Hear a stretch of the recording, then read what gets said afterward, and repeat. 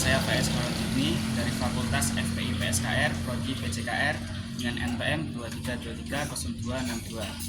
Di sini saya akan mewawancarai Pak Guru saya dengan tema pengembangan azas olahraga.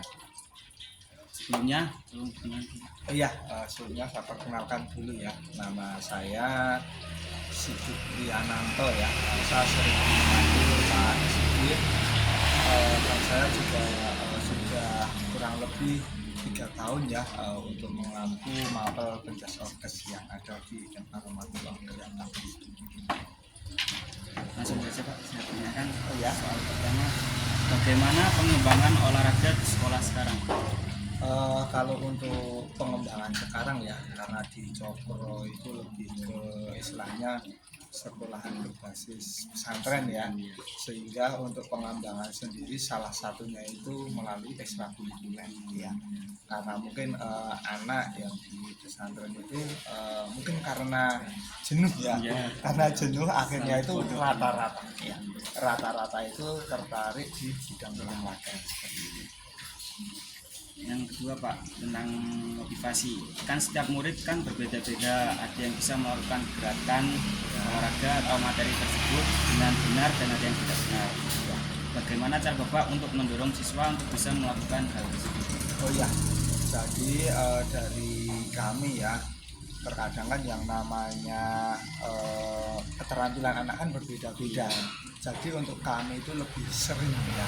Jadi itu ekstrakurikuler hanya 1 minggu sekali. Untuk sekarang itu untuk olahraga kami buat seminggu itu 2 kali. Yang fungsinya sendiri untuk anak ya. Untuk anak mungkin yang istilahnya antara teori dan gerakan belum bisa ya.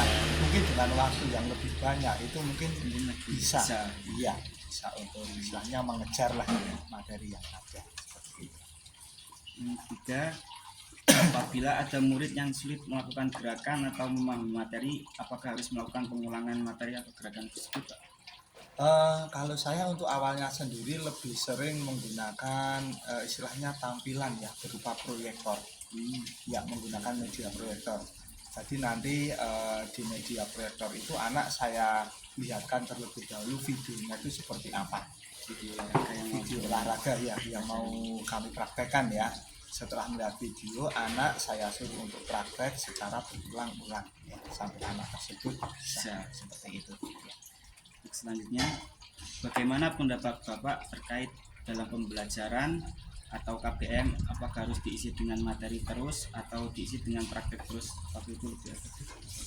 Kalau untuk saya sendiri ya, jadi kalau khusus olahraga saya lebih cenderung ke praktek ya.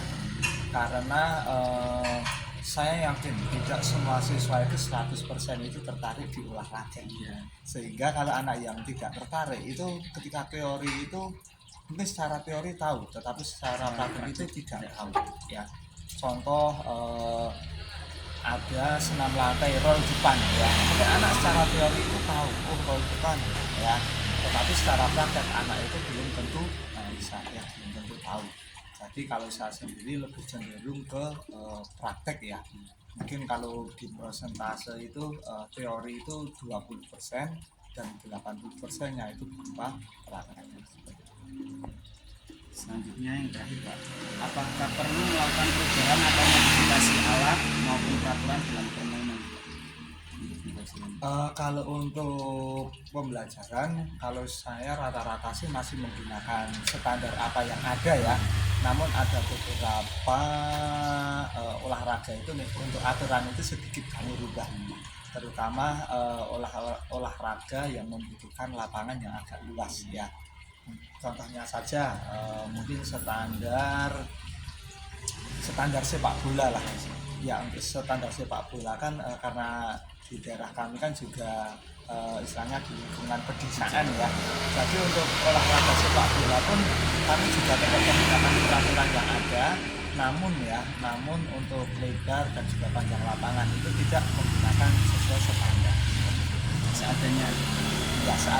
Yang penting anak bisa mengikuti gitu ya, bisa praktek. Itu saja yang bisa saya wawancara Ibu Bapak. Ya, terima kasih. Ya. Ingat apabila ada pertanyaan